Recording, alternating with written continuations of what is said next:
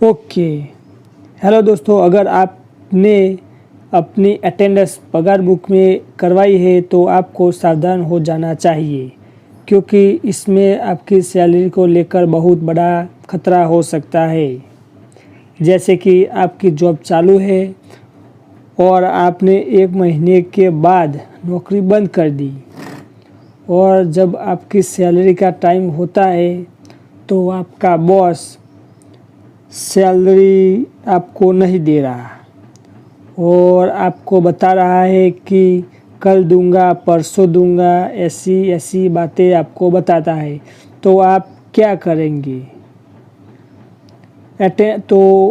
करेंगे? तो आपके पास अटेंडेंस कार्ड भी नहीं होगा, और पगार बुक की अटेंडेंस वह कभी भी एब्सेंट कर सकता है। वो अपने मन चाहा तब उसकी जो अटेंडेंस है वो एब्सेंट कर सकता है,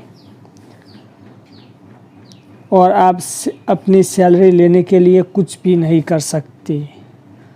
अगर आपने अपनी सैलरी कार्ड में भरवाई होगी तो आप उससे अपने बॉस के ऊपर केस भी कर सकते हैं और अपनी सैलरी वापस भी ले सकते हैं।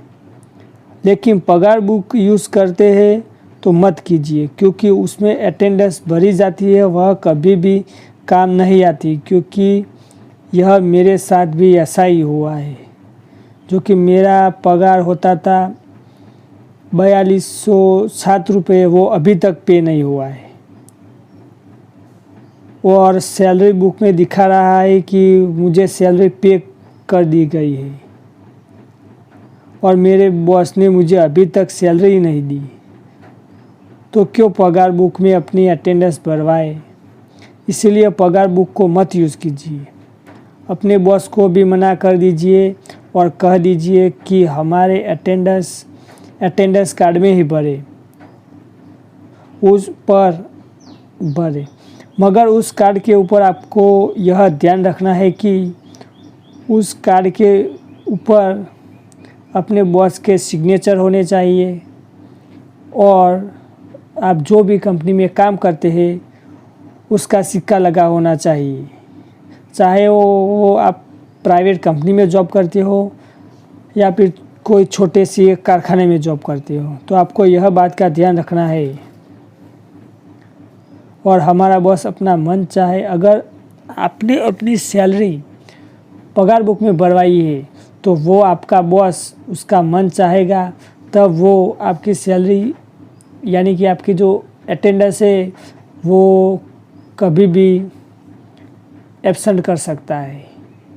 यानी कि वो 11,000 रख सकता है। आप चाहे भले ही जॉब पर गए हो, लेकिन आपकी जो अटेंडेंस है वो 11,000 रख देता है। तो आपको इस बात का ध्यान रखना है, जो कि मेरे 4207 रुपये अभी तक उसने नहीं दिए। अब मैं क्या करूं बताइए, जो कि मेरी पगार बुक में मैंने अपनी सैलरी भरवाई थी। तो क्या करेंगे आप? तो आपको भी यह बात का ध्यान रखना है कि आप भी अपनी अटेंडेंस पगार बुक में मत भरवाइए, और अपनी जो सैलरी का जो कार्ड आता है उस कार्ड में भरवाइए, और पगार बुक को अनइंस्टॉल कर दीजिए।